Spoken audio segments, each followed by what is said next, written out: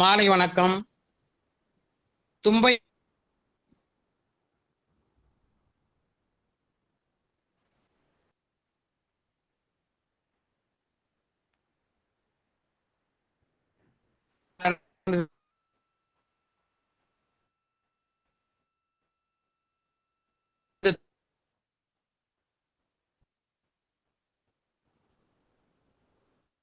மிகச்சிறந்த ஆய்வுப் பணிகள் முன்னெடுத்துக் கொண்டிருக்கிறது.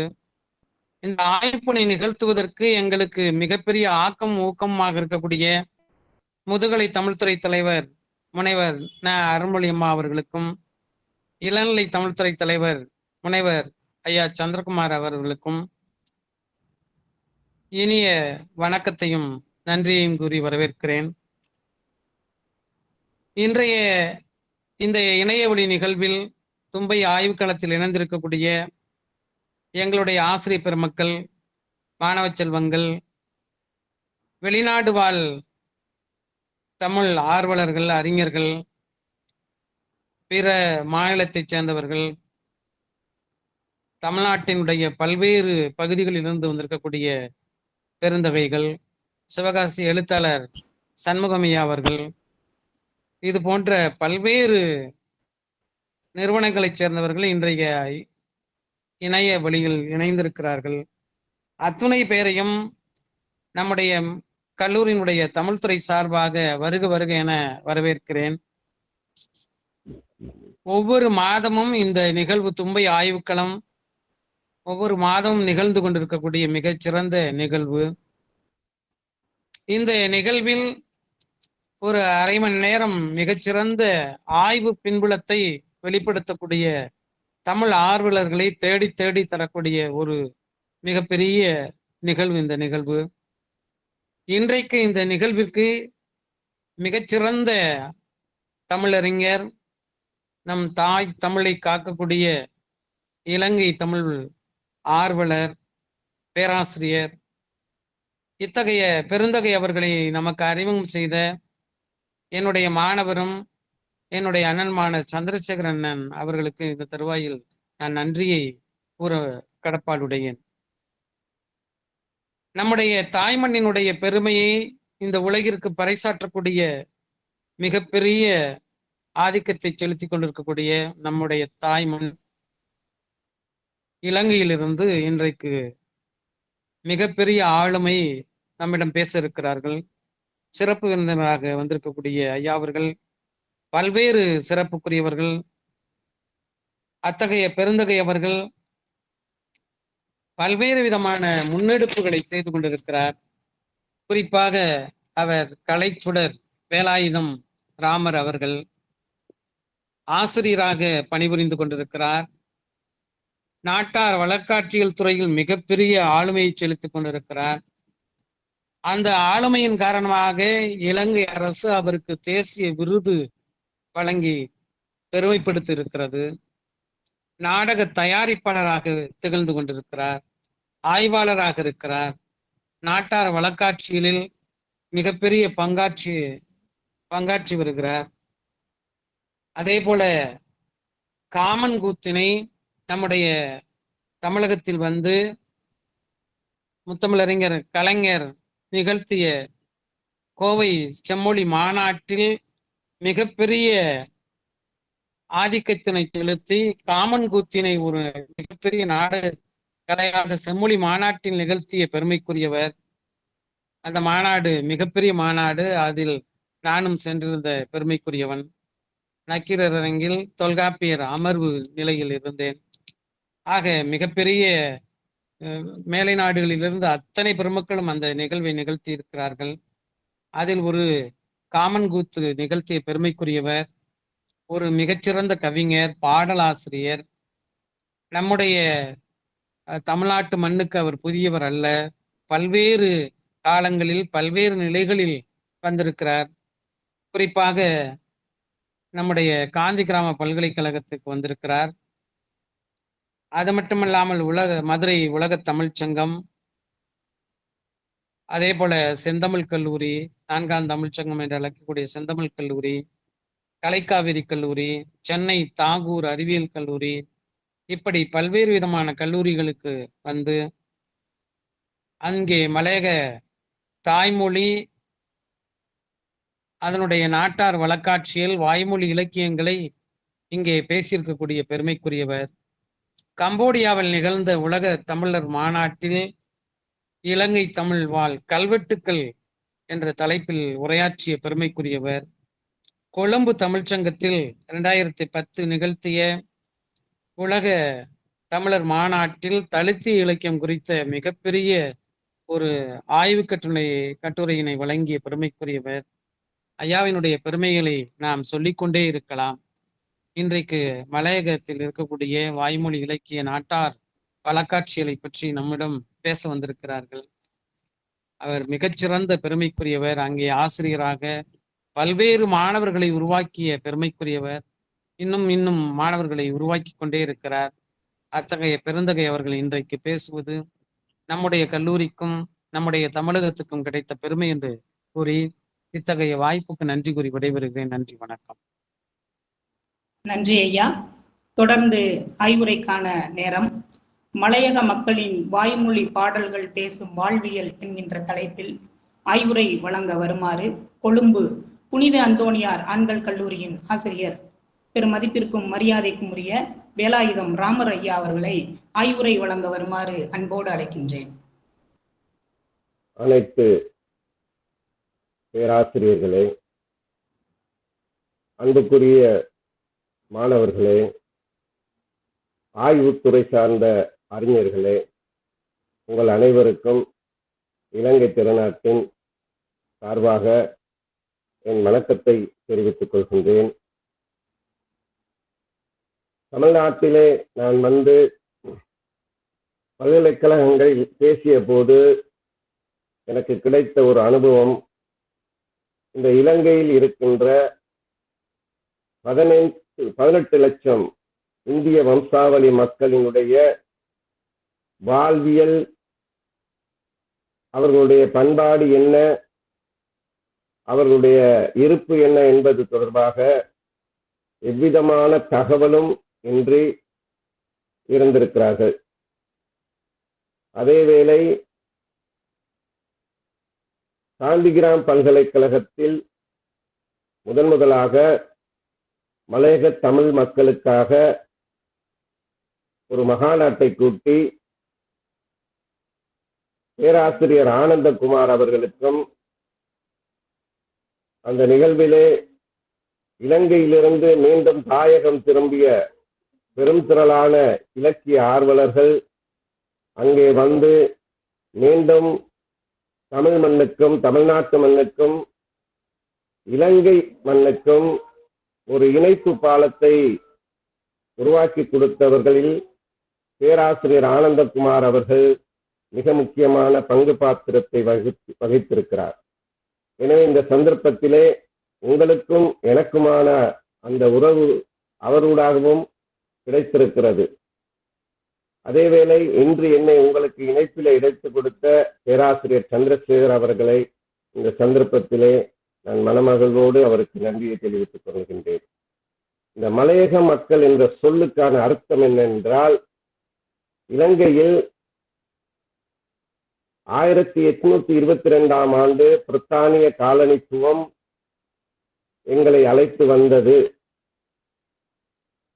அன்றிலிருந்து கள்ளத்தோணி, நாடற்றவன் என்ற பல்வேறு பெயர்களிலே இந்த நாட்டில் மிகவும் துன்பகரமான ஒரு வாழ்க்கை வாழ்ந்த மக்கள் இந்த மலையக மக்கள்.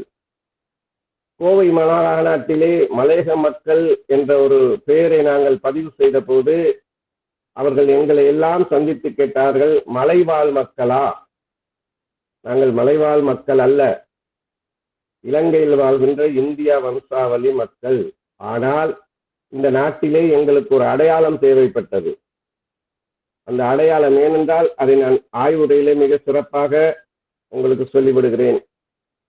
இந்த மலையக மக்களின் ஒரு அடையாளமாக இலங்கையில் இருக்கின்ற மலையக பிரதேசத்தில் குடியமர்த்தப்பட்டதோடு இலங்கையில் பல்வேறு பிரதேசங்களில் யாழ்ப்பாணம், கிளிநொச்சி, மன்னார் ஏனைய இலங்கையினுடைய முழு பரப்பளவும் ஆஸ்திரேலியா, கனடா, சுவிட்சர்லாந்து, லண்டன் போன்ற நாடுகளிலும் வாழ்கின்ற இந்த மலையக மண்ணில் பிறந்து புலம்பெயர்ந்த அனைத்து இந்திய வம்சாவளி மக்களையும் ஒருங்கிணைப்பதற்கான ஒரு சொல்லாடலாக இந்த மலையக மக்கள் என்ற சொல்லை நாங்கள் பயன்படுத்துகின்றோம். எனவே எனக்கு இன்று கொடுக்கப்பட்ட மிக சிறிய நேரத்திலே இந்த மலையக மக்களினுடைய வாழ்வியலை இந்த நாட்டுப்புற இலக்கியங்கள் எவ்வாறு பேணி பாதுகாத்து வந்திருக்கின்றன. இலங்கையை பற்றி உங்களுக்கு முழுமையாக தெரியும். 30 வருடங்களுக்கு மேலாக யுத்தங்களில் பாதிக்கப்பட்ட ஒரு மண். இலங்கையிலே பல்வேறு வகையான தமிழர்கள் இருக்கிறார்கள். யாழ்ப்பாணத்தில் இருக்கின்றவர்கள் யாழ்ப்பாண தமிழர்கள், மட்டக்களப்பிலே இருக்கின்றவர்கள் மட்டக்களப்பு தமிழர்கள், கொழும்பிலே இருக்கின்றவர்கள் கொழும்பு தமிழர்கள். ஆனால் மலையக என்ற பிரதேசத்தில் கண்டியை மையமாக கொண்டு ஆரம்ப காலத்திலே கண்டிதான் அதனுடைய பிரதான இடமாக இருக்கிறது. இன்னும் இந்தியாவில் இருக்கின்ற பழைய மக்களுக்கு, வயது முதிர்ந்தவர்களுக்கு இலங்கை மக்கள் என்றால் தெரியாது. இலங்கை மக்கள் அந்தந்த போர்க்காலங்களிலே தொலைக்காட்சி வழியாக அறிந்த தகவல் மட்டும்தான் தெரியும். யாழ்ப்பாணத்துக்கும் மலையகத்துக்கும் மடுவும் மலையும் போன்ற பெரிய பாரிய இடைவெளி காணப்படுகிறது. இலங்கையிலே 1948ஆம் ஆண்டு இலவச கல்வி கொண்டு வரப்பட்ட போது எங்களுக்கு அது வழங்கப்படவில்லை. 1948ஆம் ஆண்டு குடியுரிமை படிக்கப்பட்டது. ஆகவே நாங்கள் மீண்டும் இந்தியா திரும்பி விடுவோம் என்ற நம்பிக்கையில் இங்கு இவ்வளவு விடயங்கள் நடந்தது. இத்தனைய போராட்டங்களுக்கு மத்தியிலே இந்த மண்ணிலே பல முறை அடிபட்டு உதைப்பட்டு மிதிப்பட்டாலும் கூட இந்த மண்ணினுடைய அடையாளத்தை நாங்கள் உருவாக்கிய மண், எங்களுடைய மூதாதையர்கள் உருவாக்கிய மண் என்ற அடிப்படையில் அவர்களுடைய வாழ்வியலை பின்பற்றி எங்களுடைய முன்னோர்கள் எங்களுக்கு அளித்து விட்டு சென்ற மிகப்பெரிய கொடைதான் இந்த வாய்மொழி பாடல்கள். இந்த வாய்மொழி பாடல்களை ஒரு ஆய்வு ரீதியாக நான் சொல்கின்ற போது, வாய்மொழி பாடல்கள் பற்றிய ஆய்வு இல்லாத எழுதப்படுகின்ற மக்களை பற்றிய ஆய்வு பூரணத்துவம் பெறாது என்று ஒரு அறிஞர் குறிப்பிடுகிறார். ஏற்றுக்கொள்ளப்பட்ட நாட்டார் பண்பாட்டு மதிப்புரைகளுக்கு ஏற்ப இந்த வரிகள் ஒத்திருக்கின்றது. எனவே நாட்டுப்புற பாடலின் பொதுத்தன்மை என்னவென்று பார்த்தால், அது அதனுடைய படைப்பில் காணப்படாமல் அதன் சிருஷ்டியிலே தான் இருக்கிறது, பரவலில் தான் காணப்படுகிறது.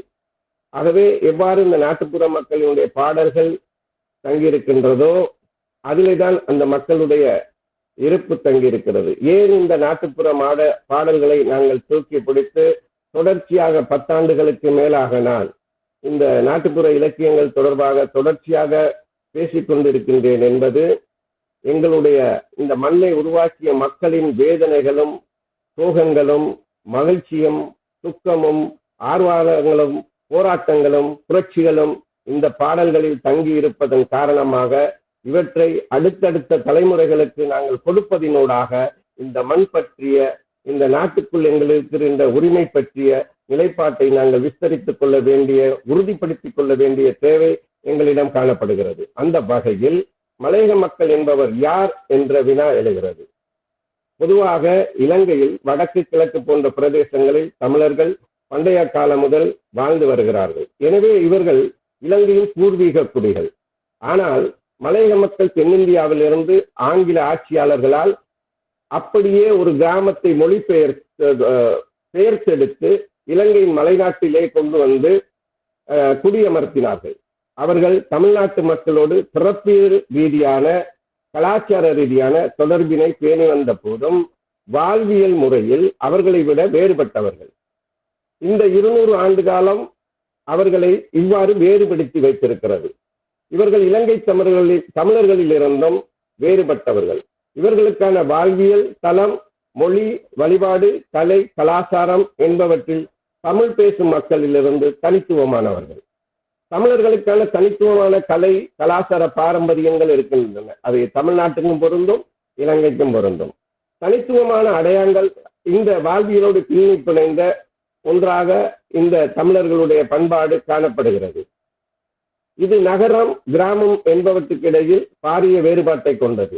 கிராமிய வாழ்க்கையோடு சம்பந்தமில்லாத இன்னொரு வாழ்வியல் தளத்தை, புதிய பண்பாட்டை உருவாக்கி கொண்டபடியால் இம்மக்களின் வாழ்வியல், மொழி, கலை, கலாச்சாரம், பண்பாடு என்பன தமிழர்களிடத்தில் இருந்து தனித்துவம் பெறுவதை மலையக வாய்மொழி பாடல்கள் எடுத்து காட்டுகின்றன. இந்த குறிப்புகளை எங்களுடைய பேராசிரியர்கள் நன்கு அறிந்திருப்பார்கள். ஒரு இனத்தை இடம்பெயரச் செய்து இன்னொரு இடத்திலே அவர்களை கொண்டு வந்து தனிமைப்படுத்தி வைத்திருக்கின்ற போது அந்த தனிமை அவர்களை எவ்வாறு அடிமைப்படுத்தி இருக்கின்றது, அந்த அடிமைத்தனத்திலிருந்து அவர்கள் தங்களை எவ்வாறு உயிர்ப்பித்துக் கொண்டார்கள் என்பன இந்த பாடல்கள் எங்களுக்கு எடுத்து காட்டுகின்றன. ஏனைய சமுதாயத்தில் மொழியில் வாய்மொழி பாடல்கள் அதிகமாக இருக்கின்றன. தமிழ்நாட்டிலும் நான் ஏறக்குறைய பெரும்பான்மையான நாட்டார் ஆய்வுகளை படித்திருக்கிறேன். அந்த நாட்டுப்புற பாடல்களில் இருந்து, உலகத்தில் இருக்கின்ற பெரும்பான்மையான நாட்டுப்புற பாடல்களில் இருந்து இந்த மலையகத்து நாட்டுப்புற பாடல்கள் எவ்வாறு வேறுபடுகிறது, அதனுடைய தனித்துவம் என்ன என்பது தனித்துவமான ஒரு அம்சங்களை கொண்டது. இவர்கள் ஆங்கிலேய ஆட்சியாளர்களால் தமிழ்நாட்டிலிருந்து கிராம மக்களை மண்ணோடு பிடுங்கி வந்து இலங்கையின் மலை மேடுகளில் மீள் நடக்கை செய்யப்பட்டவர்கள்.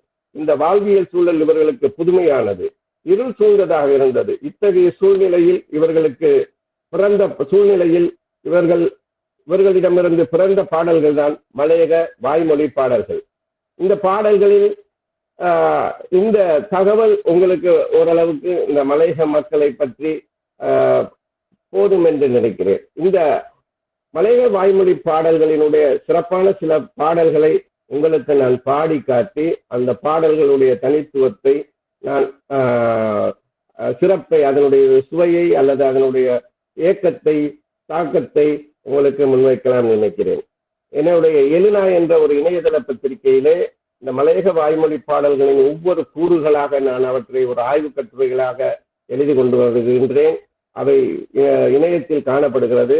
நீங்கள் இந்த மலையகத்தை படிக்க வேண்டும், இந்த மலையக இலக்கியத்தை அறிந்திருக்க வேண்டும். தாய் தொப்புள் கொடி உறவு என்பது இங்கே இருக்கின்ற 18 லட்சம் இந்திய வம்சாவளி மக்களோடு நெருங்கிய தொடர்புடையது. இவர்களை பற்றிய தேடுதல் மிக முக்கியமானது. இந்த மலையக மக்கள் பாரதிதாசன், புதுமைப்பித்தன், சங்க இலக்கிய வரலாறு, பல்லவர் காலம், சோழர் காலம் அனைத்திலையும் இங்கே இருக்கின்ற மக்கள் நிபுணத்துவம் இருக்கிறார்கள். அதே போல் இந்த மலையகத்தில் இருக்கின்ற மக்களை பற்றி, அவர்களுடைய இலக்கியம் பற்றி தமிழ்நாட்டு பல்கலைக்கழகங்கள் அறியாமல் இருப்பது, தெரிந்து கொள்ளாமல் இருப்பது, ஆய்வுக்குட்படுத்தப்படாமல் இருப்பது கவலைக்குரிய விடயம். அதேவேளை காந்திகிராம் பல்கலைக்கழகம் மலைய இலக்கியத்தை ஒரு பாடமாக வைத்திருக்கிறது. காலம் சென்ற அந்தனி ஜீவா அவர்கள் மிக அதிகமான புத்தகங்களை கொண்டு வந்து தமிழ்நாட்டிலே இருக்கின்ற நண்பர்களுக்கு கொடுத்து மலைய இலக்கியத்தை பற்றி படிப்பதற்கு மிக உற்சாகமான ஒரு பங்களிப்பை செய்தவர். பேராசிரியர் போத்திரெட்டி அவர்களோடு நாங்கள் கதைத்த போது இந்த அந்தனி ஜீவா என்ற ஒரு நபர்தான் எங்களுக்கு இந்த மலையக மக்கள், இந்திய வம்சாவளி மக்கள் என்ற ஒரு பிரிவினர் இருக்கிறார்கள், அவர்களுக்கென்று ஒரு இலக்கியம் இருக்கிறது, அவர்களுக்கு ஒரு தனித்துவமான வாழ்வியல் இருக்கிறது என்பதை தமிழ்நாட்டிலே எடுத்து சொன்னவர் என்று என்னிடம் அவர் சொன்னார். அத்தகைய இந்த மலையக மக்களிலே 60களுக்கு பிறகு தனித்துவமான நாவல், தனித்துவமான சிறுகதை, தனித்துவமான கவிதை படைப்புகள் என்பன காணப்படுகின்றன. மலையகத்துக்கு தனித்துவமான அடையாளத்தை கொடுத்த சி.வி. வேலுப்பிள்ளை தான் 1970ஆம் ஆண்டு இந்த மலையக மக்களுடைய வாய்மொழி பாடல்களை தேடி ஒரு நூலாக வெளியிட்டார். அந்த நூல் மலையக மக்களினுடைய வாய்மொழி பாடல்களை முழுமையாக படித்துக் கொள்வதற்கு ஆதாரமாக காணப்படுகிறது. எனவே அன்பான பேராசிரியர்களே, அன்புக்குரிய மாணவர்களே, இங்க மலையக மக்களினுடைய இந்த வாழ்வியல் சார்ந்த பாடல்கள் இப்படி காணப்படுகிறது. சாயோ சாஞ்சதோ தங்க மகே நினைவு வந்தா தொக்கே தொட்டி பார்த்தாலுமே கூட்டுக்காரே தாங்க மாட்டான் கூனி அடிச்ச மலை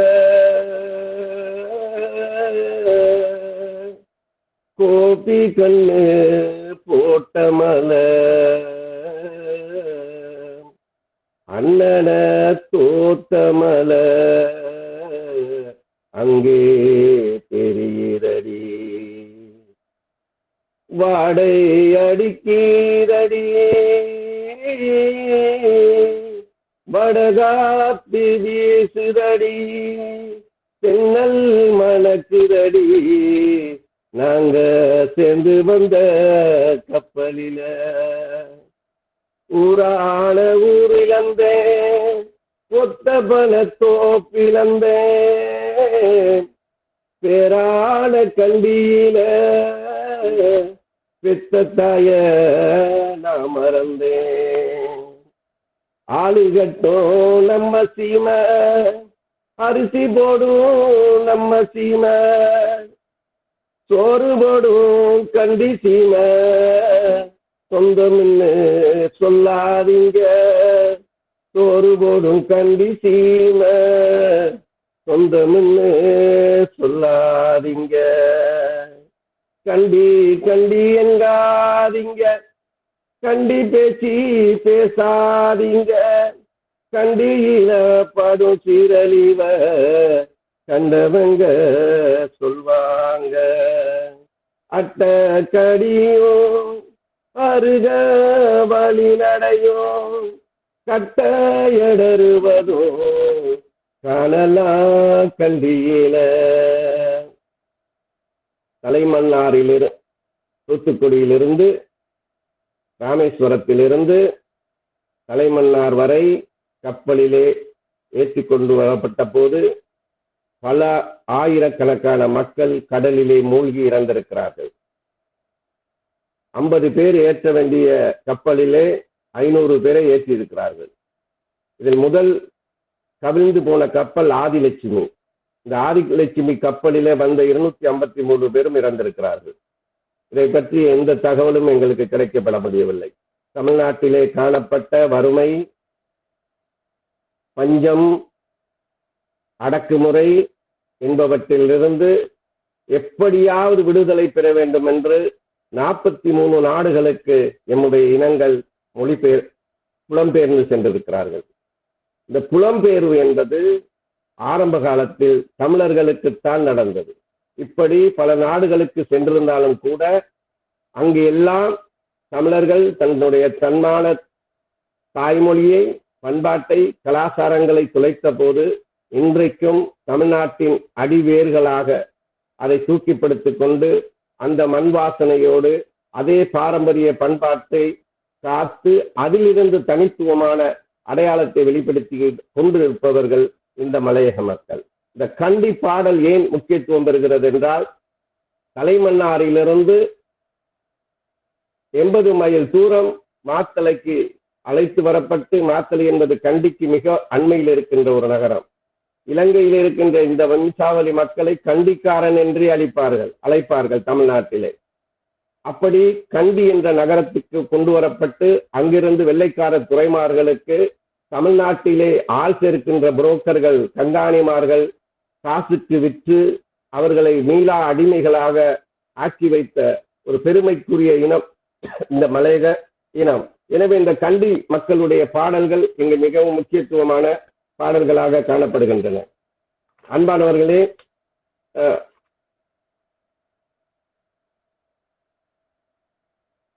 இதெல்லாம் கண்டி பாடல்கள். கண்டி பாடல் முடிஞ்ச உடனேயே இந்த நாட்டிலே கோப்பி பயிற்சியை ஆங்கிலேயர்கள் ஆரம்பிக்கிறார்கள். இந்த கோப்பி தோட்டங்களிலே வேலை செய்வதற்காகத்தான் அவர்களை அங்கிருந்து அழைத்து வந்தார்கள். அப்ப கோப்பி பற்றிய நாங்கள் இந்த கோப்பி காலத்திலே வேலை செய்த தொழிலாளர்களுடைய பாடல்கள் இப்படி காணப்படுகிறது.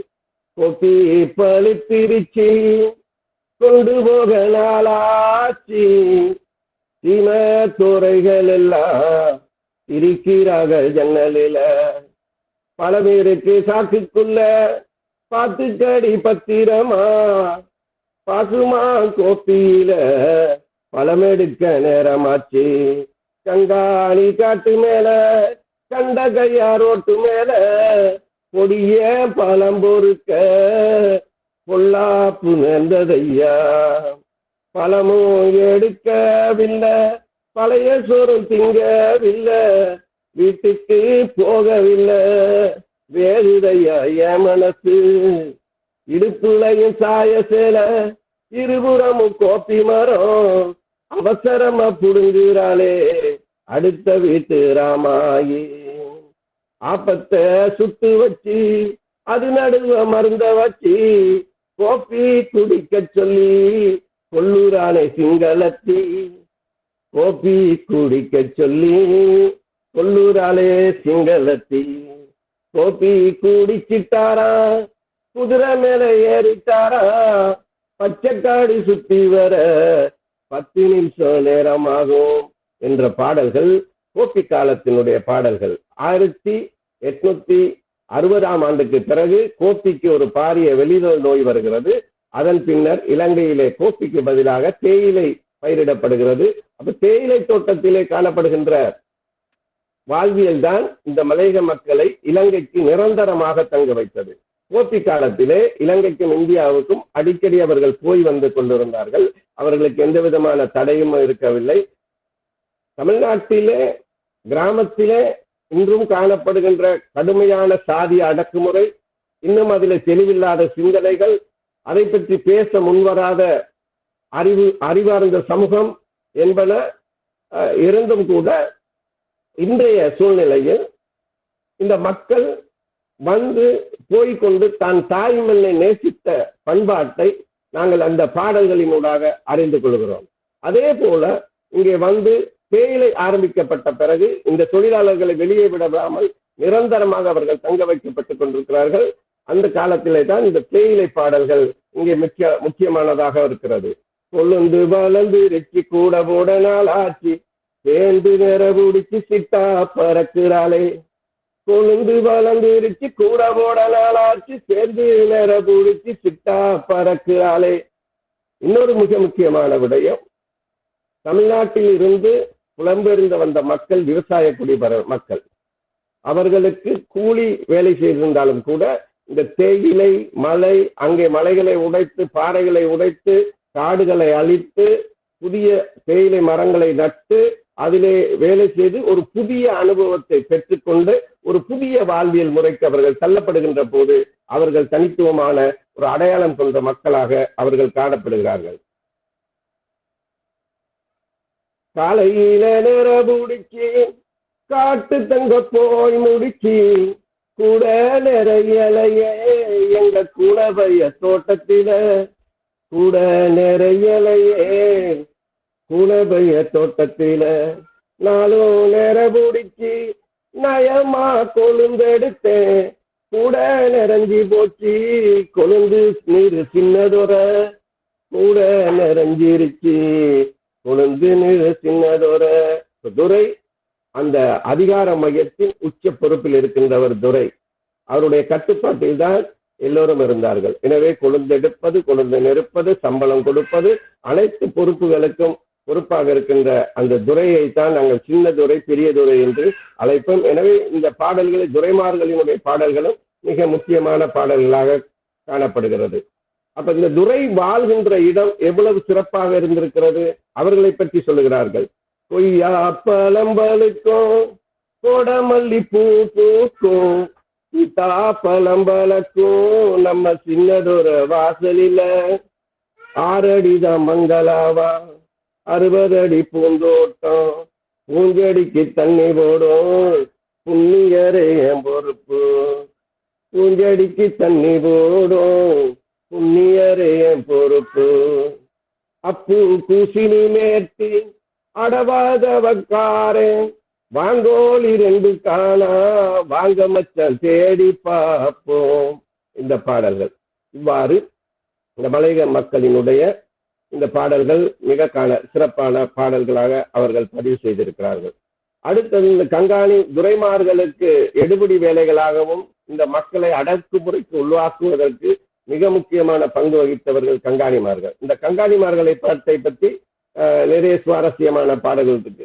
திண்ணைய திண்ணைய கூட்டுங்கடி அந்த தெருவு திண்ணைய கூட்டுங்கடி, திண்ணைய திண்ணைய கூட்டுங்கடி அந்த தெருவு திண்ணைய கூட்டுங்கடி, நம்மையா கங்காணி சாஞ்சி இருக்கிற சருக திண்ணைய கூட்டுங்கடி, சொர படந்தத பாருங்காடி, அது சுத்தி படந்தத பாருங்காடி, சொரவத போல நம்மைய கங்காணி சொல்லு வரிசைய பாருங்காடி, பாகப்படந்தத பாருங்காடி, அத பத்தி படந்தத பாருங்காடி, பாக வீரை போல நம்மைய கங்காணி பல்லு வரிசைய பாருங்காடி, செப்பு சீலை போல பெண்ணை அவ சிம்மாசனத்தில் வச்சு போட்டு, செப்பு சீலை போல பெண்ணை அவ சிம்மாசனத்தில் வச்சு போட்டு, வேலைக்கு இறங்கிய நம்மையா கங்காணிக்கு ஏலட்டி பேரா வப்பாட்டி, வேலைக்கு இறங்கிய நம்மையா கங்காணி கேலட்டு பேரா வப்பாட்டி, முருங்கலை போல கோலம் விட்டு அவர் முன்னஞ்சி பின்னஞ்சி கூட்டியாரா,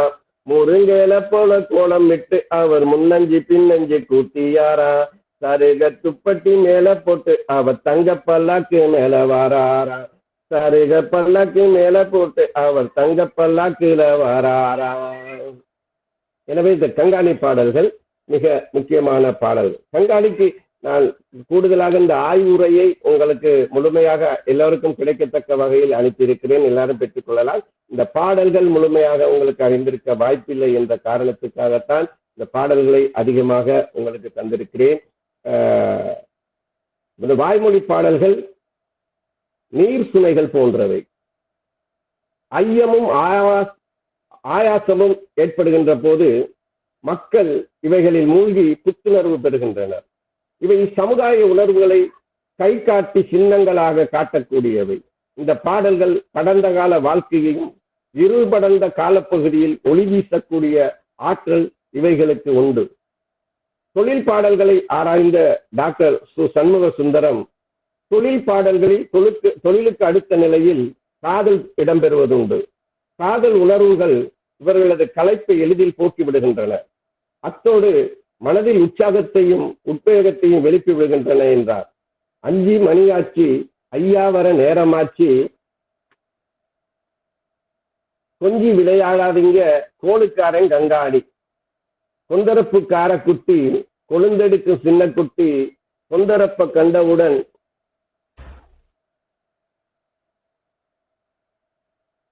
கொழுந்தெடுக்க கூடலையே, அந்தனா தோட்டம் என்று ஆசையா நான் இருந்தேன், உரமூட்ட தூக்க சொல்லி உதைச்சார் ஐயா சின்னதுரை. அப்ப இந்த காதல் பாடல்களும் இவர்களுடைய வாழ்க்கையில மிக முக்கியமான பாடல்களாக அதிகமான பாடல்கள் காதல் பாடல்கள் காணப்படுகின்றன. பனிய லயத்து சாவ, பாசமுள்ள வெள்ள சாவ, காலு வளர்ந்த சாவ கண்டாலும் பேசுதில்லை. சேவல் என்பதை சாவ என்ற வார்த்தையோடு அவர்கள் மிக அழகான பாடல்களாக எனக்கு தந்திருக்கிறார்கள்.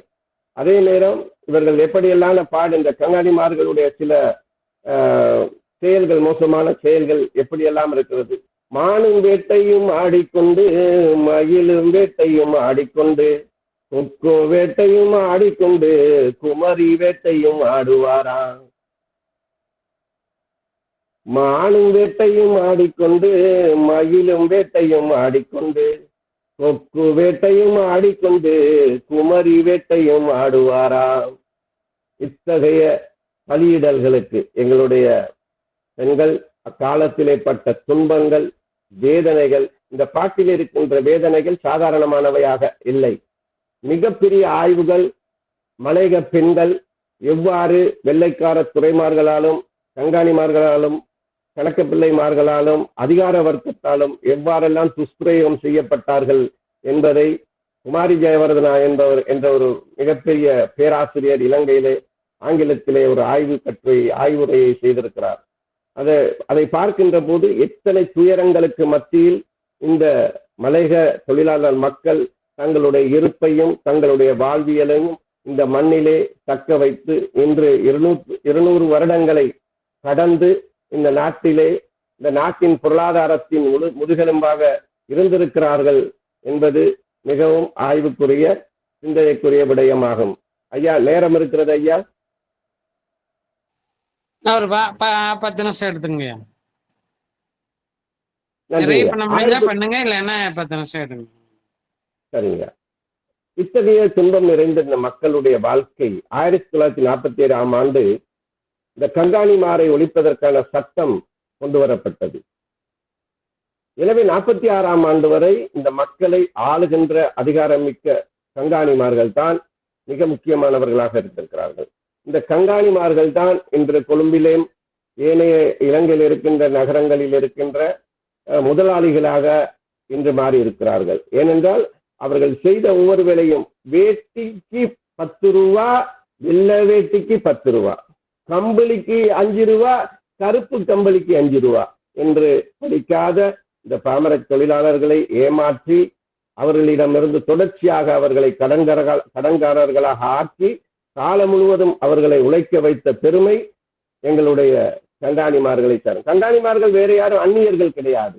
தமிழ்நாட்டிலே கிராமத்திலே வசதி படைத்த பண்ணையார்களாக இருந்த, அவர்களுக்கு அடிமைகளாக இருந்த, அவர்களோடு ஒட்டு உறவாடிய ஒரு கூட்டம்தான் இந்த தொழிலாளர்களை பல கிராமங்களிலிருந்து பொய் வார்த்தைகளை கூறி ஏமாற்றி இந்த நாட்டுக்கு அழைத்து வந்து அனாதைகளாக விட்டுவிட்டு தாங்கள் அவர்களிடமிருந்து நல்ல வருமானத்தை உழைத்து தமிழ்நாட்டிலும் இலங்கையிலும் செல்வ செழிப்போடு வாழ்ந்தவர்கள் தான் இந்த கங்காணிமார்கள். எனவே இந்த கங்காணிமார்களுடைய சட்டம் 46ஆம் ஆண்டு ஒழிக்கப்பட்டது. இவர்கள் மக்களின் வாழ்க்கைக்கு பல வழிகளில் நன்மையும் செய்திருக்கிறார்கள். தோட்டங்கள் தோறும் கோயில்களை கட்டினார்கள். மக்கள் மனதுக்கு பிடித்த திருவிழா, பொங்கல் போன்ற விழாக்களை நடத்தினார்கள். இந்தியாவிலிருந்து கலைஞர்களை அழைத்து வந்து கலை நிகழ்ச்சிகளை அறிமுகம் செய்தார்கள். கடந்த 21ஆம் தேதி தமிழ்ச்சங்கம் ஒரு ஆய்வு அரங்கை செய்தது. அதிலே நாடகம் பற்றி எனக்கு பேசுவதற்கு கிடைக்கப்பட்டது. அதிலே அந்த நாடகத்துறையை எடுத்து படித்த போது தமிழ்நாட்டிலிருந்து சிவாஜி கணேசன், எம்ஜிஆர், எம்.ஆர். ராதா, என்.எஸ். கிருஷ்ணன், கே.பி. சுந்தரம்பாள் போன்றவர்கள் எல்லாம் 3-4 வருடங்கள் கொழும்பிலே தங்கியிருந்து இந்திய வம்சாவளி மக்களுக்காகவே ஒரு கம்பெனிகளாக வந்து தொடர்ச்சியாக நாடகங்களை போட்டு நாடக சபாக்களை உருவாக்கி இங்கிருந்து பெரும் பயிற்சியை பெற்று சென்றவர்கள் தான். ஒரு 3-4 நாடகங்களில் சிவாஜி கணேசன் இதை பற்றிய ஆராய்ச்சி பற்றிய ஆய்வுகள், அதை பற்றியான தேடல்கள் எல்லாம் இந்த ரோஜா முத்தக நூலகத்திலே கிடைக்கக்கூடிய இருக்கின்றது. அந்த வகையில் அதை தேடி படித்த போது ஆச்சரியமாக இருக்கிறது. 33 நாடக சபாக்களை கொழும்பிலே இருந்திருக்கிறது. இவற்றில் எல்லாமே இந்திய வம்சாவளியினரை வைத்துதான் அவர்கள் செய்திருக்கிறார்கள். அவர்களுக்கு ஏனென்றால் பெருந்தொகையான இந்திய வம்சாவளி தொழிலாளர்கள் கொழும்பு துறைமுகத்தை கட்டுமான பணிகளாகவும் ஏற்றி இறக்கல் பணிகளிலே தொழிலாளர்களாக ஈடுபட்டிருந்த காலப்பகுதிகள், அவர்களை அடுத்து இன்னொரு பக்கம் அணி திரட்டி அவர்களிடமிருந்து இருக்கின்ற சொற்ப காசுகளையும் பறித்து செல்லக்கூடிய ஒரு அழகான கலைத்துறையும் இங்கு வளர்த்தெடுக்கப்பட்டது என்பது ஒரு விமர்சனத்துக்கும் ஆய்வுக்குரிய விடயமாக இருக்கின்றது. அதே நேரம் இலங்கை மலைநாடுகள் முழுவதும் நாவலப்பேட்டை, பதுளை, பண்டாரவேலை போன்ற இடங்களிலே இந்தியாவிலிருந்து சிறந்த நாடக கலைஞர்களை அழைத்து வந்து நாடகங்களை போட்டார்கள். அதே போல் பெரியார் இலங்கைக்கு வந்த பிறகு பெரியாரியல் சிந்தனை இங்கு வளர்த்தெடுக்கப்பட்டது. கலைஞரினுடைய நாடகங்கள் மிக அதிகமாக மலைநாடு எங்கும் பேசப்பட்டிருக்கின்றது. திராவிட இயக்க சிந்தனை, பெரியார் இயக்க சிந்தனை போன்றவற்றையும் பாரதியினுடைய புரட்சிகரமான பாடல்களையும் மக்களிடத்திலே கொண்டு சேர்த்தவர்கள் இந்த கங்காணிமார்கள். எனவே இவர்கள் ஒரு வழியில் தங்களுக்குரிய பணியை செய்த அதேவேளை இந்திய மரபோடும் சாதிய அடக்குமுறையோடும் பேணிக் கொள்வதில் மிக கவனமாக இருந்தார்கள். இவர்களே பின்காலங்களில் நகர முதலாளிகளாக வளர்ந்து இந்த சமுதாய இருப்புக்கு பங்களிப்பு செய்தார்கள். ஆனால் தங்களுக்கு லாபம் தரக்கூடிய எந்த ஒரு விடயத்துக்கும் முட்டுக்கட்டையாக அவர்கள் இருந்ததில்லை. இந்தியாவில் நிலை மானிய சமூக அமைப்பில் பழக்கப்பட்ட இவர்கள் அடிமைகளை வைத்து வேலை செய்வதில் நன்கு பழக்கப்பட்டிருந்தார்கள் என்ற வகையில் இங்கு அழைத்து வரப்பட்ட மக்கள் எந்த விதமான வாழ்வியல் தளங்களையும் தமக்காக இந்திய மண்ணில் கொண்டிருக்கவில்லை என்பதை புரிந்து கொண்டு இவர்களை எல்லா வகையிலும் அடக்கக்கூடிய அதிகாரத்தையும் அதிகார துணையையும் இவர்கள் தம் வசம் வைத்திருந்தது இவர்களுக்கு சாதகமாகவே இருந்தது என்று கூறிக்கொண்டு இந்த நிகழ்ச்சியை ஒழுங்கமைப்பு செய்த அனைத்து உள்ளங்களுக்கும் பேராசிரியர்களுக்கும் பெருந்தகைகளுக்கும் நன்றி கூறி விடைபெறுகிறேன். நன்றி, வணக்கம்.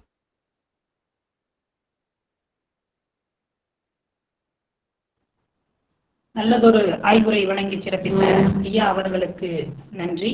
தொடர்ந்து கலந்துரையாடலுக்கான நேரம். ஆய்வுரை குறித்தான ஏதேனும் வினாக்கள், ஐயங்கள் இருப்பின் ஐயாவோடு கலந்துரையாடி சிறப்பிக்கலாம். ஐயா, 40 நிமிடங்கள் மிக அற்புதமான பேச்சு. ஒரு நன்றி இடத்துல கூட ஐயா, நன்றி. ஆங்கில சொற்களோ வேறு மொழி சொற்களோ பேசல. ரொம்ப மகிழ்ச்சிங்க. ரொம்ப சிறப்பாக பேசுனீங்க. ரொம்ப உங்களுடைய பாட்டை இன்னும் கேட்டுக்கொண்டே இருக்கலாம் போல இருக்கு. அவ்வளவு அழகா உணர்வோட பாடுறீங்க. ரொம்ப மகிழ்ச்சியா இருக்குங்க. நன்றிங்க, நன்றிங்க. சந்திரசேகரனா பேசுறீங்களா? யார்? சண்முக ஐயா பேசுங்க சார்.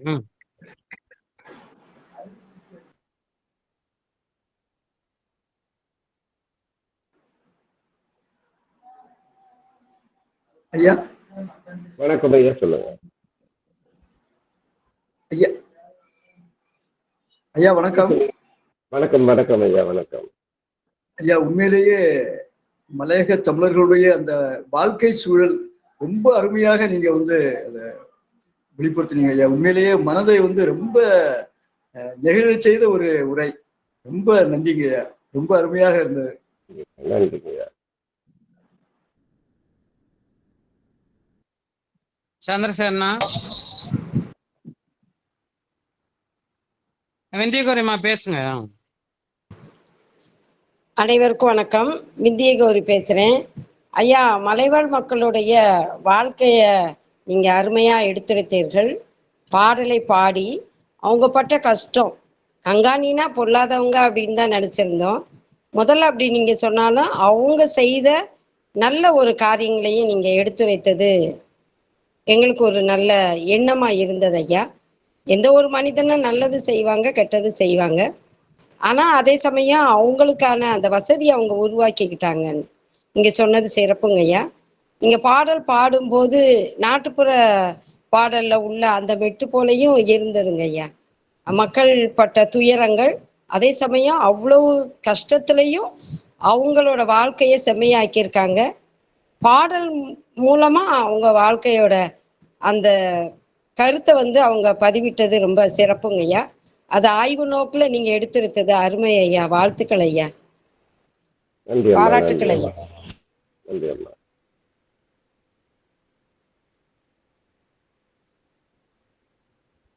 சந்திரசேகரனா இருக்கீங்களா?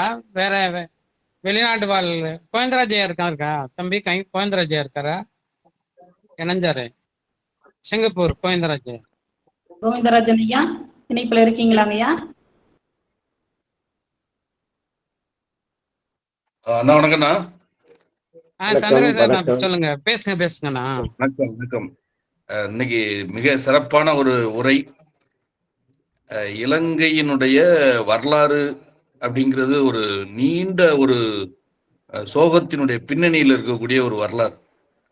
அதை உலகளாவிய நிலையில இருக்கக்கூடிய இலங்கை தமிழர்கள் இன்றைக்கு இருக்கக்கூடிய நவீன இலக்கியத்தில் கூட தன்னுடைய பின் நிலையில இருக்கக்கூடிய அத்தனை விதமான வரலாறுகளையும் பதிவு செய்கிற பாங்கை நாம் தொடர்ந்து பார்க்கிறோம்.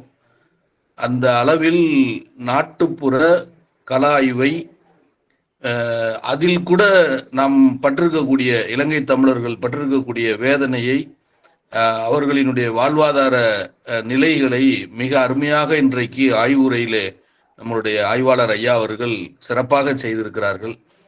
அவங்களுடைய ஆய்வு மிக நீண்ட ஆய்வு, மிக அற்புதமாக இன்றைக்கு அவர்கள் உரையாற்றி நம்ம இருக்கக்கூடிய அத்தனை பேராசிரியர்களுக்கும் ஒரு வேறு விதமான கண்ணோட்டத்தை இன்றைக்கு தந்திருக்கிறார்கள்.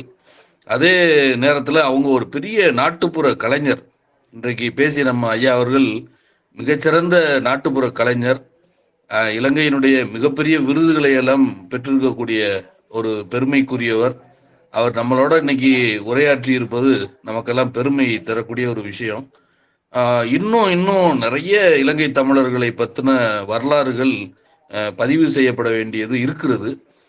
ஆனாலும் தொடர்ந்து அதை முன்னோக்கி இழுத்து செல்லுகிறவர்கள் இலங்கை தமிழர்களாகவே தான் இருக்கிறார். நம்முடைய தமிழ்நாட்டை சார்ந்த பெரிய பெரிய எழுத்தாளர்கள் எல்லாம் இன்னும் அந்த பக்கம் போய் அவங்களெல்லாம் ஆராய்ச்சி பண்ணி எழுதவும் பேசவும் இல்லை. அந்த நிலையெல்லாம் வேண்டாம், நாங்களே எங்களுடைய பின்புலத்தினுடைய வரலாறுகளை உலகளாவிய தமிழ் இலக்கியத்திலே பதிவு செய்கிறோம் என்று தொடர்ந்து அவர்கள் தங்களுடைய எல்லா விதமான இன்ப துன்பங்களையும் பதிவு செய்தவர்களாகவே, செய்து கொண்டிருக்கிறவர்களாகவே இருப்பது என்பது மகிழ்ச்சி. இன்றைக்கு ஐயாவிற்கு நாம் நன்றியை செலுத்திக் கொள்கிறோம். மிக அருமையான உரை. நன்றி நன்றி நன்றி ஐயா, நன்றி ஐயா. இதேவேளை எங்களுடைய பல்கலைக்கழகங்களில் இருக்கின்ற பேராசிரியர்கள் உங்களிடம் நாங்கள் மிகவும் பணிவாக வேண்டிக் கொள்வது, இந்த மலையக மக்களுடைய வரலாறை, இலக்கியங்களை படித்து அங்கிருக்கின்ற மாணவர்கள் இவற்றை தேடி படித்து எங்களுக்கு ஒரு உற்சாகத்தை கொடுக்கக்கூடிய, எங்களை நம்பிக்கையோடு முன்னே நடக்க வைக்கக்கூடிய ஒரு பணியை நீங்கள் தான் செய்ய வேண்டும். நாங்கள் எங்களுக்கு என்று ஒரு தனியான பல்கலைக்கழகம் கிடையாது, ஒரு கலை அரங்கு கிடையாது. ஆனாலும் கூட இந்த ஒரு தனித்துவமாக ஒரு வரட்டு கௌரவத்தில் போராடுகின்ற ஒரு இனமாக தொடர்ச்சியாக இருக்கின்றோம். என்னை போலவே என் நண்பர் லட்சுமணன் என்ற ஒருவர் இருக்கின்றார். கடந்த முறை அவர் பேசினார். அவரும் நானும் 2 பேரும் ஒருவராக பயணிப்பவர்கள். இந்த 2 பேருடைய இலக்கு, எங்களால் முடிந்த அளவுக்கு தமிழ்நாட்டில் இருக்கின்ற பல்கலைக்கழகங்களிலே பேராசிரியர்கள் படித்துக் கொண்டிருக்கின்ற மாணவர்களுக்கு இந்த மலையக இலக்கியம், அதனுடைய பண்பு, அதனுடைய முக்கியத்துவத்தை ஓரளவுக்கு ஆராய்ந்து படிப்பதனூடாக உங்களுக்கும் அங்கிருந்து வந்தவர்கள், நீங்க வேற நாங்க வேற இல்லை, ஒரே நாடு ஒரே மக்களாக இருந்து ஏதோ ஒரு சதியின் காரணமாக அங்கிருந்து நாங்கள் புலம்பெயர்ந்து வந்து இந்த நாட்டிலே இன்றைய வரை தன் உரிமையை நிலைநாட்டிக் கொள்வதற்காக தொடர்ச்சியாக போராடி கொண்டிருக்கின்ற ஒரு இனம். எனவே எங்களை கைப்பிடித்து கரை சேர்க்க வேண்டிய மிகப்பெரிய பணி உங்களிடம் காணப்படுகிறது. எங்களுடைய காலம் முடிந்து விட்டது. அடுத்து வருகின்ற ஒரு தலைமுறையாவது நீங்கள் இணைத்து அவர்களுக்கான ஒரு உயர்ந்த பணியை, எங்களுக்கு இன்னும் நிறைய பணிகள் இருக்கின்ற கலைத்துறை, சினிமா துறை போன்றவற்றெல்லாம் கால் பதிக்க வேண்டிய தேவை இருக்கிறது. எனவே இவற்றுக்கெல்லாம் நீங்கள் தான் பக்கபலமாக இருந்து எங்களுடைய கலைஞர்களை, எங்களுடைய ஆய்வாளர்களை, எங்களுடைய எழுத்தாளர்களை மேலும் ஊக்கப்படுத்தி எங்களை உலக அரங்குக்கு கொண்டு வர வேண்டிய பணி, அதனுடைய மிக முக்கியமான பொறுப்பும் கடமைப்பாடும் உங்களுக்கு இருக்கின்றது என்பதை தாழ்மையோடு தெரிவித்துக் கொள்கிறேன்.